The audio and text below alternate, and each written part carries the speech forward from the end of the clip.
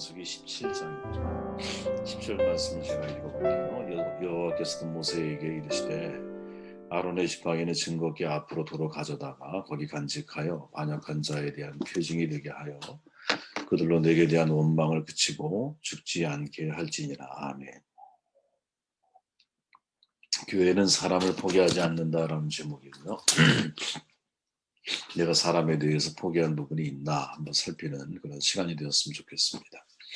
민수기 16장 어제 우리가 말씀을 나눴죠. 38년간의 이제 광야 방랑이 끝나는 시점에 발생한 고라의 반역 사건 이후에 이제는 17장부터 19장까지 반역 사건으로 인해서 흐트러진 성막 제도의 질서와 권위를 회복시키시고 또 동시에 그 성막 제도가 근본적으로 지향하고 있는 하나님과 백성 사이 또 백성과 백성 사이의 올바른 관계 정립을 위해서 취해진 일련의 조치를 우리에게 소개해주고 있죠.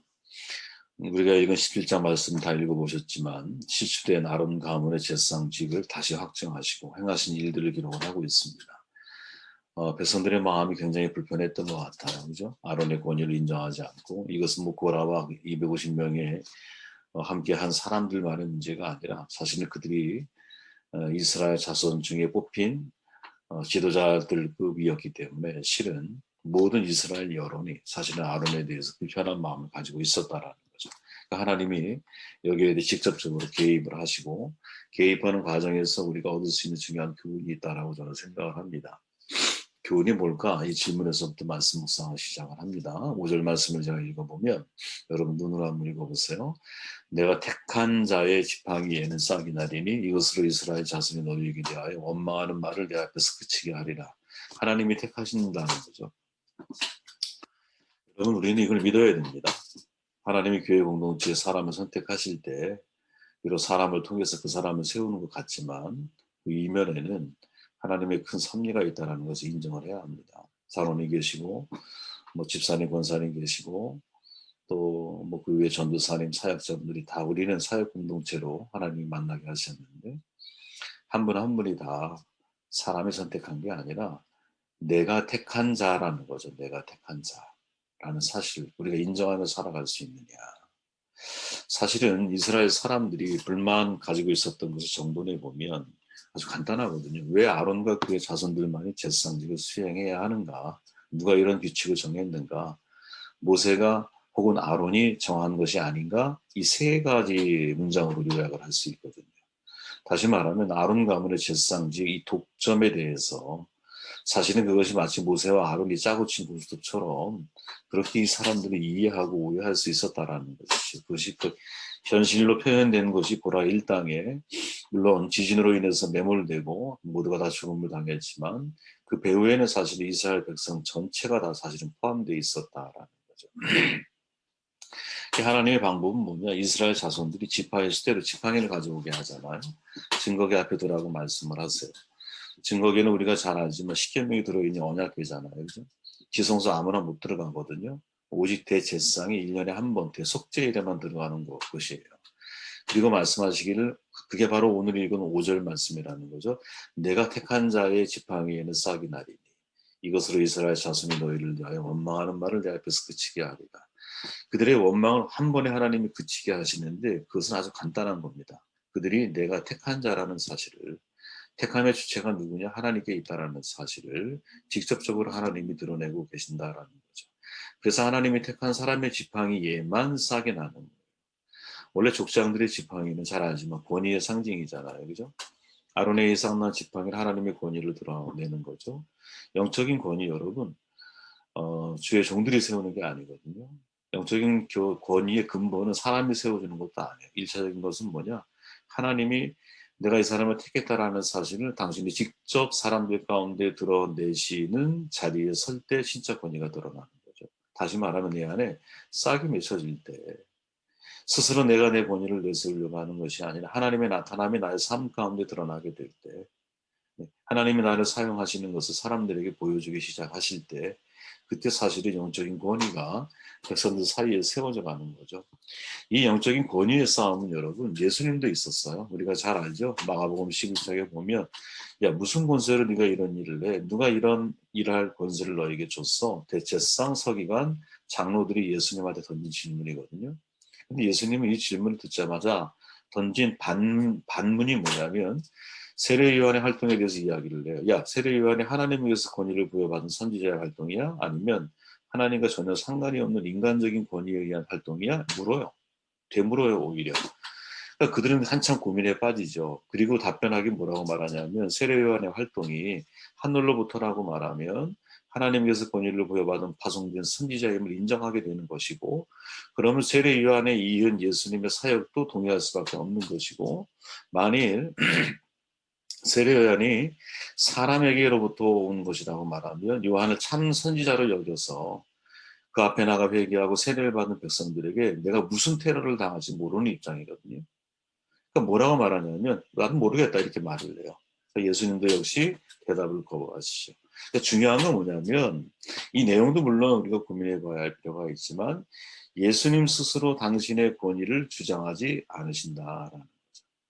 사실 많은 사람들이 또 많은 교회에 속해 있는 지도자들이 자신의 영적인 권위를 내세우기를 되게 선호하거든요. 그 속에 신비주의가 있을 수도 있고 그 속에 하나님이 나에게 주신 달란트 여러 가지 은사들을 아주 강력한 것처럼 표현해서 사람들로 하여금 나를 인정하고 나의 권위에 복종하게 만드는 이렇게 권위를 사람들이 세우기를 원하거든요. 저는 참 착각이라고 봐요. 권위는 우리가 세우는 게 아니라 교회의 권위는 하나님이 직접 세워주시는 거예요. 지팡이 같은 우리지만 그 속에 싹이 나게 하심으로 내가 택한 자라고 하는 소리를 우리가 하는 게 아니라 하나님이 우리의 삶을 통해서 그러한 권위를 드러내실 수 있도록 우리가 하나님께 붙어 있는 모든 영적인 권위가 당신 하나님께 있습니다 라고 고백하는 진짜 권위에 대한 근원을 정확하게 이해하고 살아가는 우리가 되어야 되지 않을까 하는 질문을 사실은 이 말씀 속에서 우리가 던지게 되죠. 8절 말씀 제가 읽어볼게요. 이튿날 모세가 증거의 장막에 들어가 본즉 다음 날이 된 거예요. 레위 집을 위하여 낸 아론의 지팡이 우미 돋고 순이 나고 꽃이 피어서 살구 열매가 맺혔더라. 아멘. 하나님이 택한 사람에게만 싹이 난다는 거죠. 저와 여러분이 이런 사람이 되었으면 좋겠어요. 만약 우리가 하나님이 나를 선택하신 사람이라면 하나님의 택함에 의해서 직분을 받고 하나님의 택함에 의해서 내가 영적인 지도자리에 세움을 받았다면 하나님이 나를 통해서 싹이 나게 우리 삶이 하나님께 연결이 되어져 있어야 된다는 거죠. 그죠? 나의 삶을 통해서 살구 열매가 맺혀야 된다는 거예요. 그죠? 하나님이 택한 지팡이에 살구꽃, 아몬드라고 그랬잖아요, 여러분. 이게 번역상의 오류인데 아몬드 꽃이 펴요. 그죠? 성막 안에 여러분 금초대가 있죠. 금초대가 무슨 모양으로 만들었는지 혹시 기억하십니까? 그게 살구꽃 형상이죠. 그죠? 금초대는 기도의 상징이잖아요. 왜 하필 살구꽃인가? 아몬드의 원어적인 의미가 awakening이잖아요. 그죠? 내가 깨운다라는 거예요. 그리고 아몬드는요, 추운 겨울에 잎이 나기 전에 가장 먼저 꽃을 피운다 그래요. 그죠? 그러니까 봄이 오는 것을 가장 빨리 먼저 전하는 것이 바로 이 아몬드, 살구나무인 거죠. 제상을 깨우는 사람이라는 거예요. 그죠? 하나님이 깨우는 사람으로 선택한 사람이 아론 가문이라는 거예요. 그죠? 남을 깨우려면 여러분 내가 먼저 깨어 있어야 되잖아요. 그죠? 내가 먼저 깨어 있지 않는데 어떻게 타인을 깨울 수 있겠어요. 그죠? 그렇게 항상 깨어 있으려면 여러분 저는 제가 이제 저의 목회의 과정을 돌아보면 야 내가 깨어 있는 사람이 되려면 어떻게 해야 될까 이런 질문을 저도 많이 던져보게 되거든요. 그래서 나름의 루틴을 만들어 가야 되는데 깨어있기 위해서 영적인 통찰력을 갖기 위해서 나름의 루틴이 있어야 돼요. 사람은. 그죠? 왜 습관이 나를 만드니까. 습관이 내 운명을 바꾸기도 하고 내 운명을 결정하기도 하잖아요. 그죠? 내가 어떤 습관을 가져야 될까? 이거는 역시 제가 볼 때 제일 좋은 방법 가운데 하나가 여러분 새벽을 여러분들이 깨우셔야 돼요. 새벽을. 참 쉽지 않은 일이거든요. 왜? 우리 비즈니스 사회잖아요. 그죠? 너무 바빠. 그리고 일도 밤낮이 없어졌어. 그죠? 왜? 전기가 발명되면서 밤에도 이제 일을 할 수 있는 시대가 되다 보니까 세상은 문명은 발전하지만 우리의 몸은 더 지쳐가고 피곤하고 더 많은 시간을 내가 일을 해야 되고 그러다 보니 늦게 잠들면 늦게 일어날 수밖에 없는 거고 늦게 잠들었는데 일찍 일어나려면 얼마나 몸이 고단하고 괴롭겠습니까? 그런데 여러분 성경의 원리는 유태인이 그렇게 살잖아요. 그 사람들은 해가 뜨면 뜨기 전에 일어나고 해가 지면 해가 질 때 그들은 삶을 마무리해요. 그죠? 우리도 역시 마찬가지라는 거예요. 우리의 생체 리듬이 그게 훨씬 더 우리에게 유익하다라는 거예요. 새벽 인간이 돼야 된다. 깨어 있으려면. 내가 먼저 깨어나야 깨우는 사람이 될 수 있을 테니 여러분 아브라함, 모세, 여호수아, 다윗 이런 사람들, 이 믿음의 훌륭한 선배들이잖아요. 이런 분들에게 공통적으로 발견되어지는 단어들이 있어요. 그게 뭐냐면 아침에 일찍이 형이라는 거예요. 그들은. 아브라함이 아침에 일찍이, 모세가 아침에 일찍이, 여호수아가 아침에 일찍이, 다윗 같은 사람은 여러분 다윗의 시편을 보면은 한번 따라와 보세요, 여러분. 내가 새벽 전에 부르짖으며 주의 말씀을 바랐사오. 여호와의 아침에 주께서 나의 소리를 들으시니 아침에 내가 주께 기도하고 바라리이다. 아침에 나로 주의 인자한 말씀을 듣게 하소서. 내가 주를 의뢰함이니이다.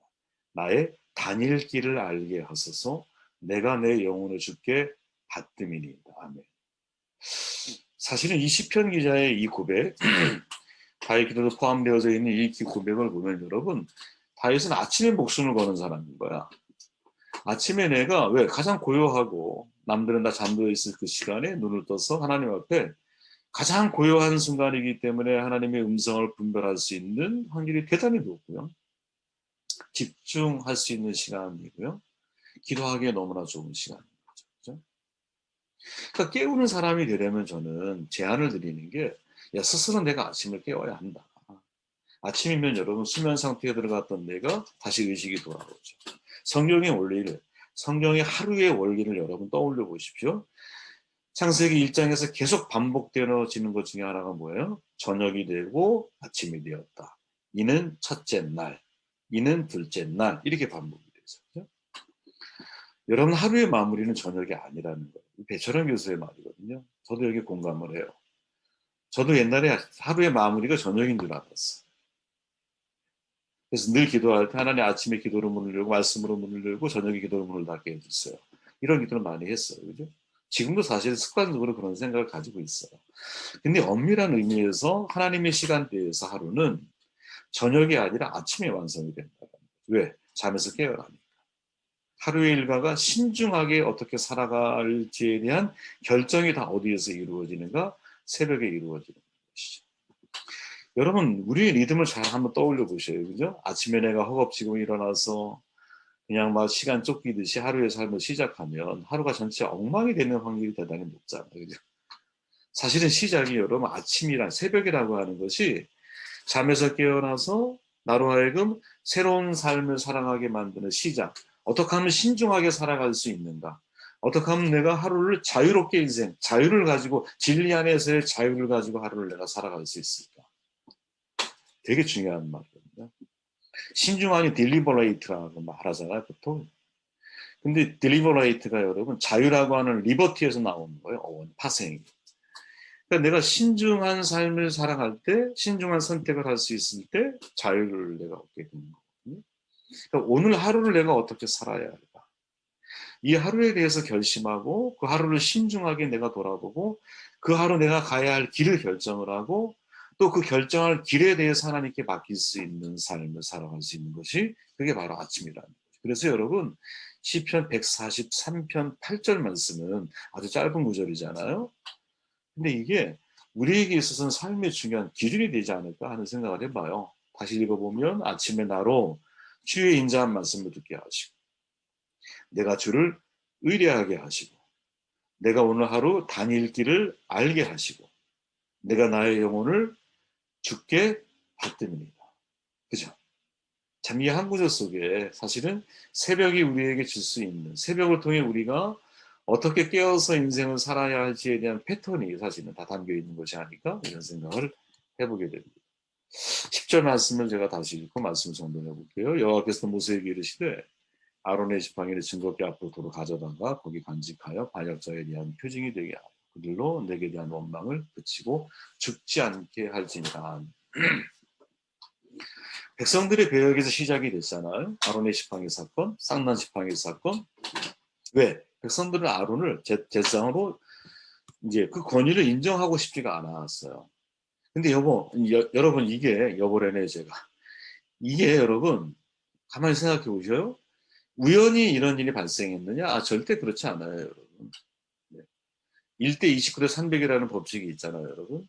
한 번에 지진이 벌어지려면 300번의 아주 미미해 보이지만 사건이 전조 현상에 나타나게 되어 있어. 아론도 마찬가지인 거죠, 여러분. 아론이 백성들에게 신임을 이뤄갔던, 백성들이 그 권위를 인정하기가 쉽지가 않았던, 나중에는 고라 일당이 자기는 이제 레위 지파임에도 불구하고 제사장이 되고자 하는 마음과 열망을 가졌던 이유는 성경은 밝히지 않지만 우리는 추론할 수 있다는 거예요.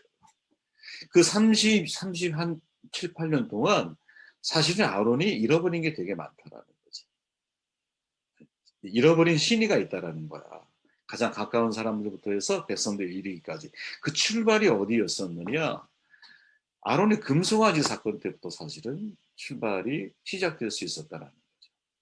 그러니까 무슨 말이냐? 성경은 사실 그 부분에 대해서 스킵하고 드러내 있지 않지만 아론의 영적인 권위가 사실 백성들이나 고라와 같은 사람들에게 인정하기에는 그 자질이 좀 부족하지 않았는가를 추측할 수 있다. 우리가. 그래서 하나님이 그에게 내가 택한 사람이야 라고 다시 쌍난 지팡이로서 너는 지팡이이지만 넌 마른 가지 같지만 내가 너를 붙들고 사용하면 너는 그 속에서 뭐 열매를 맺을 수 있어라는 것을 드러내시잖아요. 너는 이런 깨어있는 사람이 되어야 되라고 말씀하고 계시잖아요. 무슨 말일까 이게 도대체. 하나님은 아론과 같은 사람도 사실은 포기하지 않는다는 거지. 여러분 이건 우리가 평생을 살면서 잊지 말아야 할 교훈이라고 저는 생각을 하거든요. 하나님은 사람을 포기하지 않아요. 단지 사람이 하나님을 포기할 뿐인 거예요. 사람이 하나님을 포기할 때 그때 여러분 사람 거기가 끝이에요. 왜 하나님은 우리를 포기하지 않지만 우리가 하나님을 외면하고 등지고 있으면 하나님을 다시 만나려면 지구 한 바퀴를 돌아야 된다고 제가 표현했듯이 내가 하나님을 등지고 있으면 하나님이 아무리 나를 바라보고 계셔도 나는 하나님을 볼 수가 없는 거죠. 누가 누구를 포기하는 거냐? 하나님이 나를 포기한 거냐? 아니면 내가 하나님을 포기한 거냐? 여러분 성경적인 각도에서 놓고 보면 사람이 하나님을 포기하는 거예요. 바나바와 바울을 헤어지게 만든 사람이 마가 요한이죠. 마가 요한을 다시 성공적인 재기의 자리에 세운 사람이 사도 베드로예요. 사도 베드로는 왜 실패한 마가 요한, 선교여행을 떠났다가 실패하고 돌아온 마가 요한을 왜 다시 포기하지 않고 그를 다시 사명의 자리에 영적인 양아들로 삼아서 그를 키우고 그를 돌봤습니다. 왜냐하면 자기가 그랬거든요. 자기 자신. 주님이 나를 포기하지 않았거든요. 그러니까 주님이 나를 버리지 않았다라는 사실을 경험하고 그것을 깨닫는 사람이 실패하고 또 좌절의 자리에 서 있는 사람을 다시 일으켜서 사명의 자리에 그 영혼을 세울 수 있는 것이지.